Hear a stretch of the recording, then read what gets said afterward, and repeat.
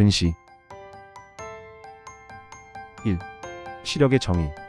근시의 가장 흔한 증상은 먼 거리의 시력장애이지만 근거리 시력은 정상이므로 정시나 원시에 비해 노안 증상을 늦게 호소하게 됩니다. 근시가 나이가 들어서 생기는 경우는 많지 않지만 백내장 등의 질환에 의해서 근시가 진행되는 경우가 있으므로 멀리 있는 사물을 바라볼 때 흐릿하게 보이면 안과 전문의의 진찰을 받아보는 것이 좋습니다. 특히 근시 자체는 크게 문제가 아니지만 단순한 근시라고 생각하고 무시했다가는 다른 안과적 질환을 놓칠 수 있기 때문에 시력 저하로 인하여 일상생활이나 학업, 운전에 불편을 느낀다면 더더욱 그렇습니다. 아이들의 경우 칠판 글씨가 흐릿하게 보인다고 호소하는 경우도 있지만 이러한 증상을 호소하지 않더라도 멀리 있는 사물을 볼 때 눈을 찡그리고 보거나 고개를 돌려서 보고 자주 두통을 호소하면 안과 의사의 진찰을 받게 하는 것이 좋습니다. 특히 만 34세 무렵과 학교에 입학하기 전에는 안과 검진을 받아서 굴절 이상 여부를 보고 이상이 있을 경우 적절한 안경으로 교정해 주어야 합니다. 도수에 맞지 않는 안경을 쓰거나 너무 어두운 곳에서의 작업, 장시간의 근거리 작업은 피해야 합니다. 근시의 경우 가까운 곳이 잘 보이기 때문에 비교적 약시를 일으키는 경우는 드물지만 난시가 동반되거나 비대칭적인 근시, 고도근시인 경우에는 약시를 일으킬 수도 있습니다. 따라서 자녀가 앞서 언급한 증상을 보인다면 안과 의사의 진찰을 받아보는 것이 좋습니다. 고도근시의 경우 연력이 증가함에 따라 근시성 망막 변화로 인해 교정 시력이 감소하고 심한 경우 망막 열공, 망막 박리 등의 합병증이 발생할 수 있다는 점도 기억할 필요가 있습니다. 2. 시력 감소의 종류에는 무엇이 있을까요?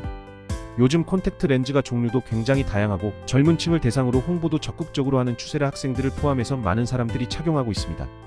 이러한 콘택트 렌즈도 시력 저하의 원인이 될 수 있습니다. 콘택트 렌즈 합병증으로는 먼저 거대유두 결막염이 있습니다. 윗눈꺼풀의 안쪽 결막에 거대유두가 발생하는 게 특징으로 주로 소프트 콘택트 렌즈 사용자에서 발생하며 발생 시 렌즈 착용을 중단해야 합니다. 그러고도 증상이 지속되면 안약을 사용하여 염증을 치료한 후 렌즈를 착용해야 합니다. 두 번째로는 안구 표면 환경의 변화로 건성안이 발생할 수 있습니다. 주로 눈이 마르는 느낌이 있으며 무방부제 인공누액 투여와 콘택트 렌즈 착용 중지 및 교환으로 치료할 수 있습니다. 세 번째로는 결막 충혈인데 발생했을 때 렌즈의 사용법, 세척 방법, 착용 기간 등 렌즈에 관한 사항들을 반드시 점검해야 합니다. 네 번째로는 안검염이며 이로 인해 눈물 기름층의 변성으로 렌즈 착용 시 불편감이 증가할 수 있습니다. 다섯 번째로는 신생혈관이 있을 수 있는데 이것은 장기간 소프트 렌즈를 착용한 사람의 약 30%에서 보고되고 있습니다. 소프트 렌즈는 산소를 투과하는 렌즈인 RGP 렌즈에 비해 렌즈 크기가 크고 재질의 산소 투과성이 낮아서 저산소증에 빠질 가능성이 높기 때문에 각막 신생혈관의 발현 빈도가 높은 것입니다. 마지막으로는 감염성 각막염인데 콘택트 렌즈와 관련된 합병증 중 가장 심각한 합병증입니다. 영구적인 시력 저하의 주된 원인이 되는데 렌즈 관리를 철저히 함으로써 예방이 가능합니다. 감염성 각막염이 발생하면 충혈, 눈곱, 통증, 시력 저하 등의 증상이 발생하므로 이러한 증상이 발생하면 빨리 안과 전문의를 방문하여 다른 질환과 감별 후에 적절하고 신속한 치료를 하여 시력 손상을 막아야 합니다. 3. 근시의 치료는 어떻게? 근거리에서 TV 시청과 시력과의 관계가 있는지 궁금한 사람들이 많을 거입니다. 실제로 아이들은 자꾸 TV 앞에 가서 보려는 습관이 있어서 부모님들 속을 썩이는데요. 실제로 근거리에서 TV를 계속 시청하면 눈이 직접적으로 나빠지지는 않습니다. 그러나 습관적으로 계속 근거리 시청을 하는 경우는 일시적인 근시가 발생하는 가성근시가 생길 수도 있습니다. 그리고 장기간 지속될 경우 실제로 근시가 약간 발생할 수도 있기 때문에 좋은 습관이라고 볼 수는 없습니다. 건강보험심사평가원의 통계 자료에 의하면 2015년 근시 환자의 약 37%가 10대로 가장 많고 10살 미만이 약 20%로 정도 됩니다. 즉 근시의 경우 20대 전후로 진행이 멈춘다고 볼 수 있는데 엄밀하게 얘기하면 근시는 키가 멈추는 순간 멈춘다고 생각할 수 있습니다. 하지만 나이가 들어서도 약간 키가 크는 사람이 있는 것처럼 근시도 20대 이후에 더 진행될 수 있습니다. 주의해야 할 것은 고도근시의 경우는 보통 근시에 비해 근시가 진행될 경우 좀 더 증가폭이 클 수 있기 때문에 관리가 필요하다는 것입니다. 안경과 콘택트 렌즈 사이에서의 비교를 하는 사람들도 많습니다. 둘 중 시력에 좀 더 도움이 되는 것은 콘택트 렌즈인데 그 이유는 근시 안경의 경우 상이 축소되는 반면 렌즈는 상이 축소되지 않기 때문입니다. 그래서 좌우측 시력이 다른 사람의 경우 안경을 착용하면 두 눈에서 보는 상의 크기가 달라서 오래 볼수록 두통이 생길 수도 있습니다. 이렇게 광학적인 면에서는 안경보다 렌즈가 유리할 수 있습니다. 그러나 렌즈는 난시에서는 시력 교정이 잘 안되는 경우가 있고 오래 착용하면 눈이 충혈되고 각막염이 생길 수 있기 때문에 역시 관리가 필요할 수 있습니다. 11. 위험. 1. 지나치게 어려운 위험의 위협. 요즘 아이들을 보면 위장약을 아예 소지하고 다니는 아이들을 어렵지 않게 발견하게 됩니다. 주로 스트레스로 인한 것이겠죠. 그러한 위험의 원인 중 하나인 헬리코박터 파일로리는 몇 개의 편모를 가지고 있는 나선형 세균이며 증식 속도가 느리고 움직임이 빠른 것이 특징입니다. 요소 분해 요소를 가지고 있는데 이는 이 세균이 위장점막에서 살아가는 데 필수적인 구성 성분이며 헬리코박터균의 유무를 확인하는 데 매우 유용하게 이용됩니다. 헬리코박터균은 위장점막에 주로 감염되어 위염, 위궤양, 십이지장, 궤양, 위선암, 위림프종 등을 유발하는 원인으로 작용합니다. 위장점막의 표면이나 위장의 점액에서 발견되며 위장점막 세포 자체를 뚫고 감염되는 것은 매우 드뭅니다. 헬리코박터균에 감염된 초기에는 명치의 가벼운 통증, 오심, 약한 몸살 등의 증상이 나타납니다. 조직검사에서 헬리코박터균 및 급성 염증 반응을 대표하는 중성구가 확인되고 혈액 중에 헬리코박터 항체가 음성으로 나타나면 헬리코박터균 급성 감염으로 진단할 수 있습니다. 헬리코박터균에 의한 급성 위염은 자연적으로 호전되는 경우가 많으며 균이 저절로 없어지는 경우도 흔합니다. 헬리코박터균에 의한 만성 위염의 경우 대개 10세 전후에 헬리코박터균에 감염되고 한번 감염되면 세균이 평생 위장점막에 존재하기 때문에 급성 위염의 단계를 거치는지에 대해서는 명확히 밝혀진 바가 없습니다. 증상이 없으므로 치료의 대상은 되지 않습니다. 다만 헬리코박터균과 연관이 있는 만성 위염은 위암의 발생률을 높이는 것으로 보고되어 있으므로 위암으로 수술을 받은 적이 있거나 위암의 가족력이 있는 사람은 헬리코박터균 치료에 대해 전문의와 상의하는 것이 좋습니다. 위암이 될 수도 있는 위험. 위내시경 검사법은 내시경을 입을 통해 식도로 삽입하여 위 12지장까지 관찰하며 이상이 있는 경우 조직검사를 통해 진단하는 검사 방법입니다. 일반 내시경은 깨어있는 상태에서 내시경을 시행하게 되며 수면 내시경의 경우 수면제 또는 마취제를 주사하여 졸린 상태 또는 얕은 잠에 취한 상태에서 내시경을 시행하기에 검사가 끝나면 시행 상황을 기억을 못하게 됩니다. 검사 전 8시간 이상 금식을 해야 하며 검사 직전 내시경 삽입에 따른 통증 경감을 위해 리도케인이라는 마취제로 목을 마취합니다. 그리고 정상적인 위 운동의 움직임을 줄여 검사를 용이하게 하기 위해 위장관 운동 억제제 주사를 맞으며 위 안에 존재하는 거품과 가스를 제거하여 검사를 용이하게 하기 위해 가스 제거제를 복용합니다. 수면 내시경의 경우는 수면제를 주사로 투여합니다. 다음으로 왼쪽으로 누운 상태에서 내시경을 입을 통해 식도로 삽입하여 위와 12지장까지 관찰하면서 병변이 발견되는 등 필요한 경우 조직검사를 함께 시행합니다. 위내시경 소요 시간은 일반적으로 5분 내외이고 조직검사 등의 2차 검사가 시행되는 경우 이보다 조금 길어질 수 있습니다. 검사 중에는 내시경을 통해 공기를 주입하여 위를 부풀려야 검사가 제대로 이루어지므로 배에 가스찬 느낌이 발생합니다. 이는 검사를 위해 꼭 필요한 것이므로 검사 중 트림을 참아야 안전하고 편하게 검사를 시행할 수 있습니다. 검사 중 트림을 하게 되면 위가 부풀린 상태가 유지되지 않아 검사가 제대로 이루어지기 어렵기 때문입니다.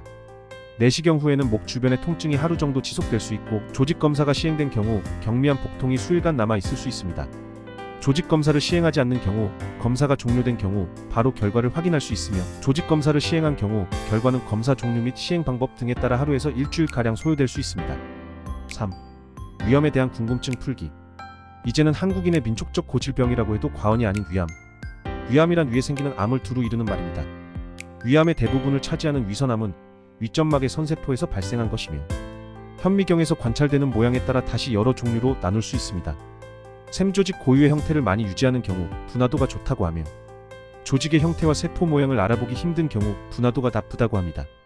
일반적으로 분화도가 좋은 위암은 림프절 전이가 적고 예후가 좋으며 분화도가 나쁜 위암은 림프절 전이가 있을 확률이 높고 진행이 빨라 예후가 좋지 않습니다. 위선암은 점막에서 성장하기 시작하여 크기가 커지면서 위벽을 침범하며 흔히 위 주변 림프절에 암세포들이 옮아가서 자랍니다. 암이 더 진행되면 부근해간, 췌장, 십이지장, 식도 등을 침범하거나 암세포가 혈관이나 림프관을 타고 간 폐, 복막 등 멀리 떨어진 장기로 옮겨 가 전이될 수도 있습니다. 위암에는 위선암 외에도 림프 조직에서 발생하는 림프종, 위의 신경 및 근육 조직에서 발생하는 간질성 종양, 비상피성 조직에서 유래하는 악성 종양인 육종, 그리고 호르몬을 분비하는 신경내 분비암 등이 모두 포함됩니다. 조기 위암은 증상이 없으므로 검진을 통해 빨리 발견하는 것이 중요합니다. 위암이 상당히 진행된 경우에는 반복적인 구토, 연하곤란, 체중 감소, 위장, 출혈, 빈혈 등이 있을 수 있으며 이때는 수술이 불가능한 상태로 진단될 수도 있습니다. 그러므로 증상이 없다 하더라도 주기적으로 검진하는 것이 위암 예방을 위해 무엇보다 중요합니다. 12. 난청. 1. 난청의 기준.